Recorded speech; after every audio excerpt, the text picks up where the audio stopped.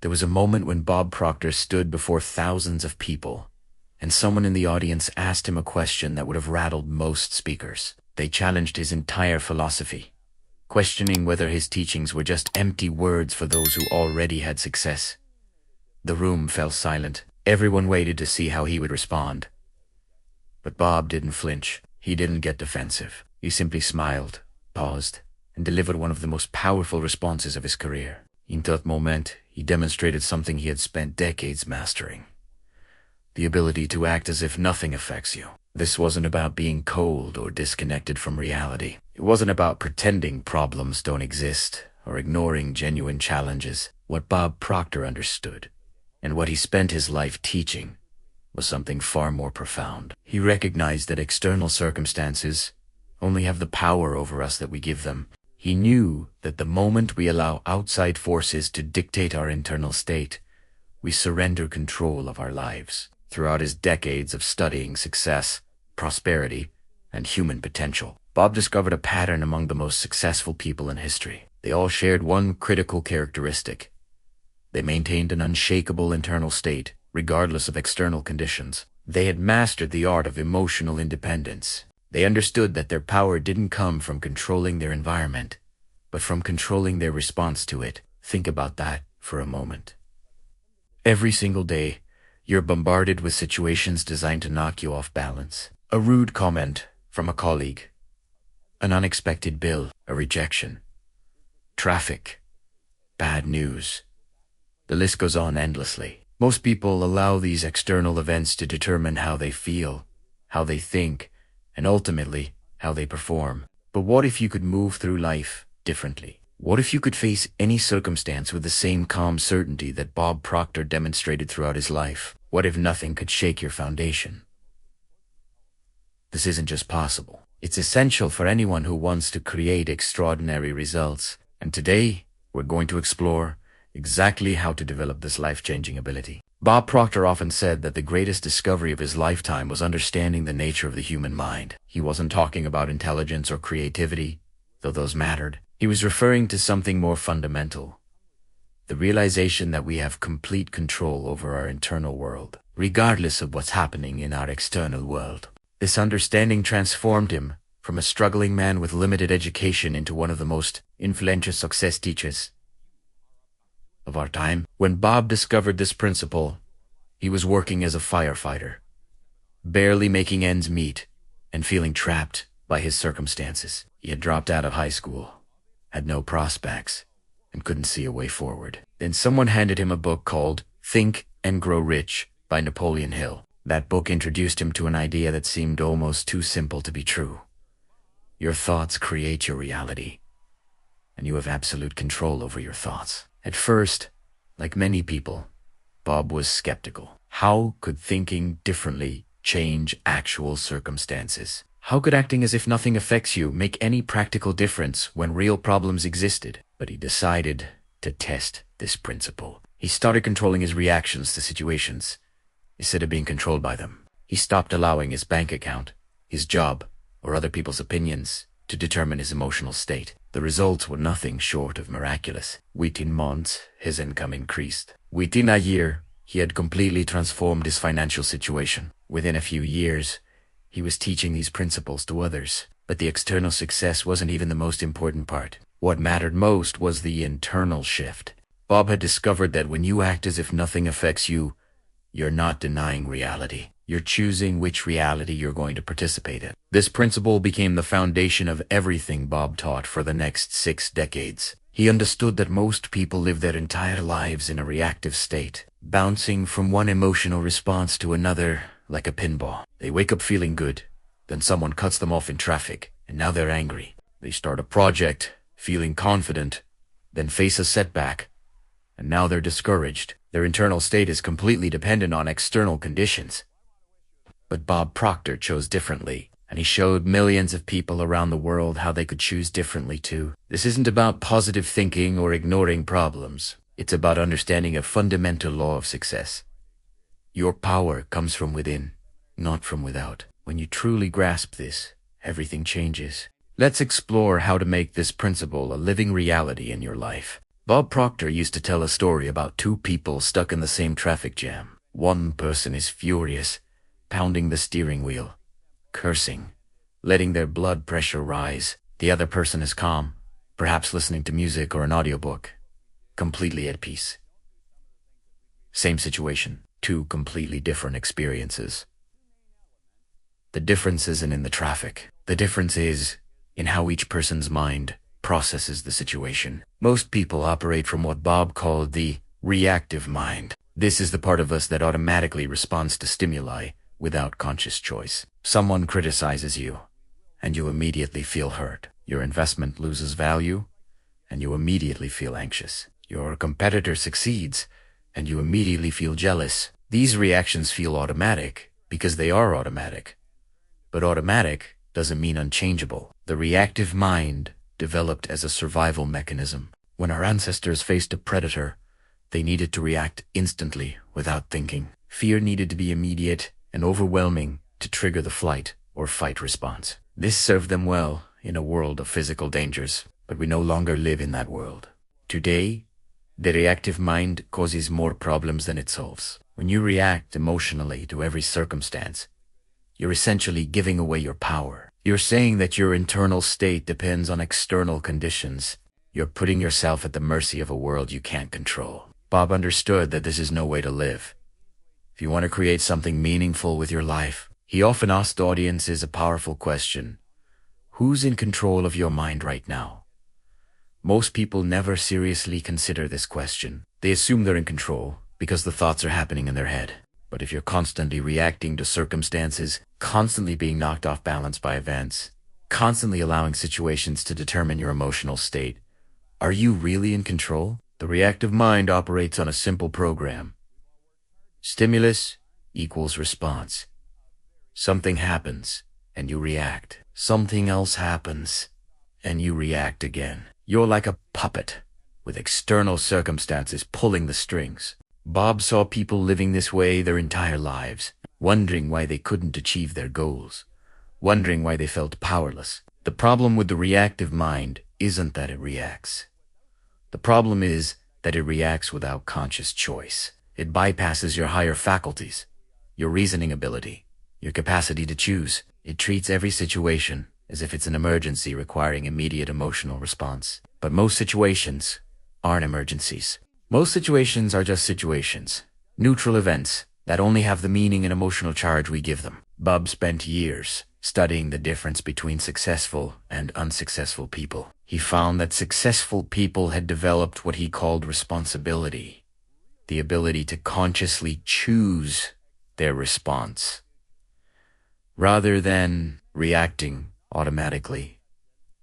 They had learned to insert a pause between stimulus and response. A moment of conscious choice where they could decide how they wanted to feel and act. This pause is where all power lies. In that moment between something happening and you responding to it, you have complete freedom. You can choose to get angry or stay calm. You can choose to feel defeated or feel challenged. You can choose to see an obstacle or see an opportunity. But if you're operating purely from the reactive mind, that pause doesn't exist. You skip straight from event to automatic reaction. Understanding the reactive mind is the first step toward transcending it. Once you become aware of how automatically you've been responding to life, you can begin to change. You can start to catch yourself in the act of reacting. You can begin to insert that crucial pause. You can start to act as if nothing affects you because you're choosing your responses instead of having them chosen for you by circumstances. Bob Proctor discovered something remarkable about human psychology. We don't have to wait to feel different before we act different. We can act different first, and the feelings will follow. This is the essence of acting as if.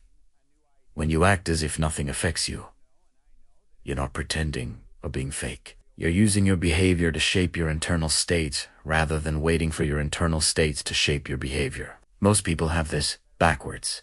They think they need to feel confident before they can act confidently. They think they need to feel peaceful before they can act peacefully. They think they need to feel unshakable before they can act unshakable. But Bob understood that the relationship works in both directions. How you act directly influences how you feel. This principle is rooted in deep psychological research. Scientists have discovered that our emotions and our physiology are interconnected in a feedback loop. When you feel sad, you tend to slouch, look down, and move slowly. But the reverse is also true. When you slouch, look down, and move slowly, you tend to feel sad. Your physical state influences your emotional state just as much as your emotional state influences your physical state. Bob used this understanding to teach people how to consciously shape their experience of life. When something happens that would normally upset you, instead of allowing the automatic reaction, you act as if it doesn't affect you. You hold your posture strong. You keep your voice steady. You maintain your composure. At first, this might feel artificial. But something amazing happens when you persist. Your mind begins to follow your actions. Your nervous system begins to calm. Your emotions begin to stabilize. By acting as if nothing affects you, you're sending a powerful message to your subconscious mind. This situation is not a threat. This situation is not an emergency. This situation does not require an emotional response, and your subconscious mind listens. Bob often demonstrated this with a simple exercise. He would ask people to sit up straight, pull their shoulders back, lift their chin, and smile. Then he would ask them to try to feel depressed while holding that posture. Almost no one could do it. The physical act of confidence made it nearly impossible to maintain feelings of despair. This is the power of acting as if. But this principle goes deeper than just body language. It extends to every aspect of how you show up in the world. When you face a challenge, you can act as if you're the kind of person who handles challenges with ease. When someone tries to provoke you, you can act as if you're the kind of person who remains calm under pressure. When circumstances turn against you, you can act as if you're the kind of person who stays focused on solutions rather than problems. The beautiful thing about this approach is that you don't need to believe it fully at first. You just need to do it. Bob understood that belief follows action more often than action follows belief. When you repeatedly act as if nothing affects you, you gradually become the kind of person who genuinely isn't affected by circumstances. The act becomes authentic. This isn't about suppressing emotions or denying reality. It's about choosing which version of yourself you're going to be in any given moment. You have multiple potential responses available to you at all times. The reactive mind wants to choose the most emotionally charged response. But when you act as if nothing affects you, you're choosing the most empowered response. Bob lived this principle every day of his life. Whether he was facing financial challenges, health issues, criticism, or any other difficulty, he maintained the same composed, focused, powerful presence. He didn't do this because nothing bothered him. He did this because he refused to let circumstances determine who he was going to be. And in doing so, he showed millions of people that they could do the same.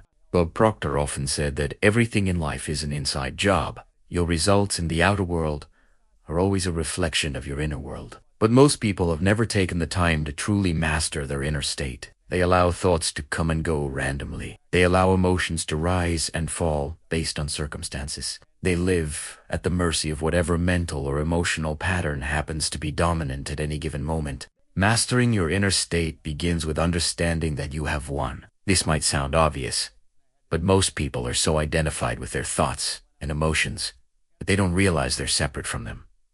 You are not your thoughts. You are not your emotions. You are the awareness that observes thoughts and emotions. This distinction is crucial. When Bob made this discovery, it changed everything for him. He realized that he could watch his thoughts without being controlled by them. He could observe emotions without being swept away by them. He could maintain a stable center while everything around him and even within him was in flux. This is what it means to act as if nothing affects you. Maintaining that stable center regardless of internal or external turbulence. The first step in mastering your inner state is developing awareness. You need to become conscious of what's happening in your mind and emotions throughout the day. Most people go through life on autopilot, never noticing the constant stream of thoughts and feelings that drive their behavior. Bob taught people to wake up to their inner world, to become conscious observers of their own experience. This awareness creates space. Instead of being immediately identified with every thought or emotion, you create a slight distance. You notice there's anxiety. Instead of I am anxious, you observe there's anger instead of I am angry. This subtle shift in language reflects a profound shift in relationship to your inner state.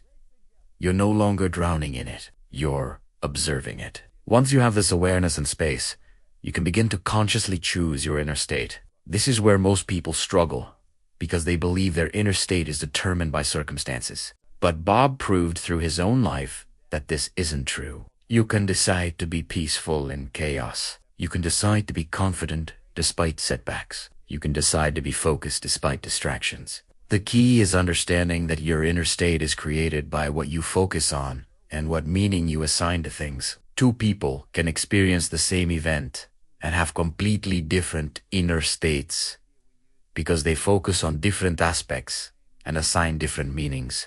Bob taught people to become intentional about both focus and meaning. When something happens that would normally upset you, instead of automatically focusing on everything that's wrong about it, you can consciously direct your focus elsewhere. You can focus on what you can control. You can focus on what you can learn. You can focus on the opportunity hidden within the challenge. Your inner state shifts immediately based on this shift in focus. Similarly, you can consciously choose what meaning you assign to events. A rejection can mean, I'm not good enough, or it can mean, this wasn't the right fit. Something better is coming.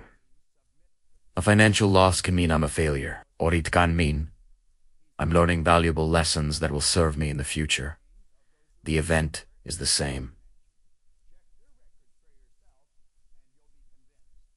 The meaning determines your inner state. Bob mastered this to such a degree that he could face any situation with the same calm certainty. He had trained himself to immediately direct his focus toward what served him and to assign meanings that empowered him. This wasn't positive thinking or denial. This was conscious creation of his inner state. And when you master your inner state, acting as if nothing affects you becomes natural, because nothing can affect you without your permission. One of Bob Proctor's most powerful teachings was about the principle of non-resistance. He understood something that most people miss.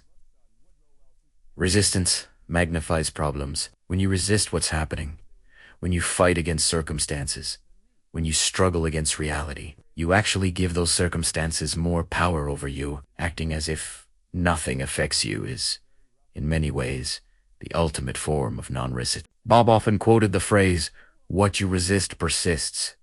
This isn't just a catchy saying. It's a fundamental principle of how energy and attention work. When you resist something, you're putting energy into it.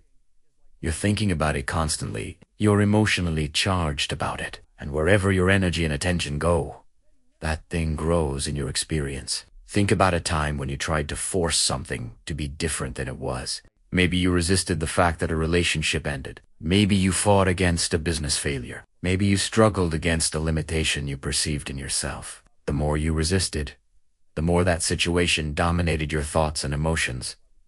The resistance didn't make it go away. It made it more present, more powerful, more consuming. Non-resistance doesn't mean passive acceptance. This is where many people misunderstand Bob's teaching. Non-resistance means you acknowledge what is without emotional resistance to it. You see the situation clearly without the distortion that resistance creates, and from that place of clarity, you can act powerfully. But as long as you're resisting, you can't see clearly, and you can't act powerfully. When Bob taught people to act as if nothing affects them, he was teaching them non-resistance. When something happens that you would normally resist, you instead remain calm and composed. You acknowledge it without fighting it.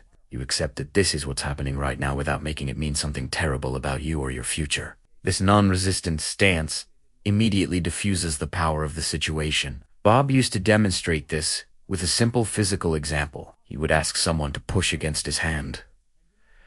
While he resisted, the harder they pushed, the harder he pushed back, and both people would be locked in a struggle, expending tremendous energy just to maintain the status quo. Then he would ask them to push again, but this time he would simply step aside. Without his resistance, their push had nothing to push against. They would stumble forward, off balance. This is exactly what happens with life's circumstances. When you resist them, you create a struggle that locks up your energy and keeps you stuck. When you practice non-resistance, those circumstances have nothing to push against. They pass through your experience without sticking, without creating drama, without derailing you from your path. The practice of non-resistance requires trust. You have to trust that you don't need to resist every challenge in order to overcome it. You have to trust that acknowledging reality as it is won't make you powerless. In fact, the opposite is true. Non-resistance is where your real power lies, because you're not wasting energy fighting what is. You're directing all your energy toward creating what you want. Bob lived this way consistently. When faced with criticism, he didn't resist it by getting defensive or arguing. He would simply acknowledge it without emotional charge and move forward. When faced with setbacks, he didn't resist them by complaining or feeling victimized. He would acknowledge them as temporary situations and refocus on his goals. This non-resistant approach allowed him to move through life with remarkable ease and effectiveness. When you combine non-resistance with acting as if nothing affects you, you become unstoppable. Circumstances that would derail most people simply flow through your experience without leaving a mark. You acknowledge them, learn from them if there's something to learn, and continue moving toward your vision. You're not fighting against what is. You're flowing toward what you're creating, and that makes all the difference. Bob Proctor taught that one of the most valuable assets a person can develop is emotional independence. This means your emotional state is determined by your choices, not by circumstances or other people's behavior. Most people are emotionally dependent, meaning their mood, their confidence, their sense of well-being rises and falls based on external factors. This is exhausting, and it keeps you powerless. Emotional independence doesn't mean you don't care about anything or anyone. It means you don't need specific outcomes or behaviors from others to maintain your inner peace and strength. You care deeply, but you're not dependent on things going your way in order to feel good. This is the essence of acting as if nothing affects you. You remain centered and strong regardless of what's happening around you. Bob often talked about how most people give away their power by making statements like, "She made me so angry," or "That situation ruined my day," or "I can't be happy until this problem is solved."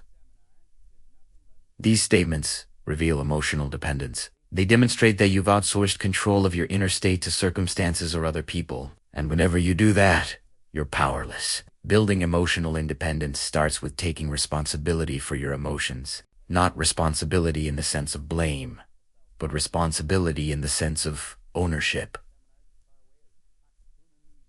Your emotions are yours. They're happening inside you. No one else can reach inside your mind and create an emotion. You create your emotions through your thoughts, interpretations, and focus. When you truly accept this, everything changes. Bob used to ask people, "Who's responsible for how you feel right now?" Most people wanted to list all the circumstances and people that were making them feel a certain way. But Bob would persist. Who's actually creating the feeling? Where is the feeling happening?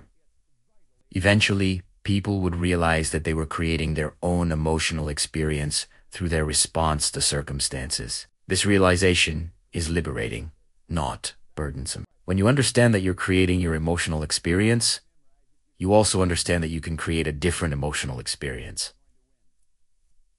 You're not trapped by circumstances. You're not at the mercy of other people's behavior. You have the power to feel however you choose to feel, regardless of what's happening. Developing this emotional independence requires practice. You need to catch yourself in moments when you're about to blame circumstances for how you feel. In that moment, pause and remind yourself that you're choosing your emotional response. Ask yourself, how do I want to feel in this situation?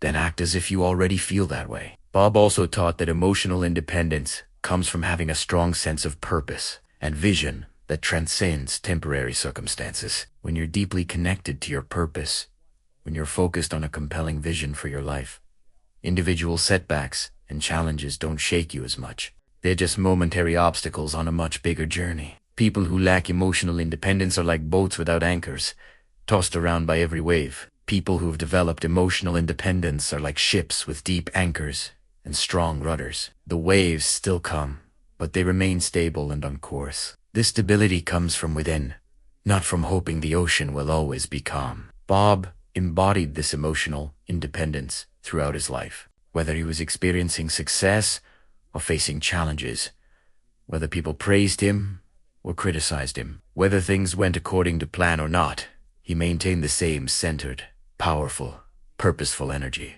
He demonstrated that emotional independence isn't something you're born with. It's something you develop through conscious choice and consistent practice. And once you develop it, you truly understand what it means to act as if nothing affects you. Bob Proctor was a firm believer in mental discipline. He understood that the mind, like the body, needs to be trained. Most people allow their minds to wander wherever they want, thinking whatever thoughts happen to arise, dwelling on whatever worries or concerns appear. Bob taught that this undisciplined approach to the mind makes it impossible to act as if nothing affects you, because your mind will constantly be affected by every circumstance. Mental discipline begins with awareness of your thoughts. Bob would often ask people, "What were you thinking about 5 minutes ago?"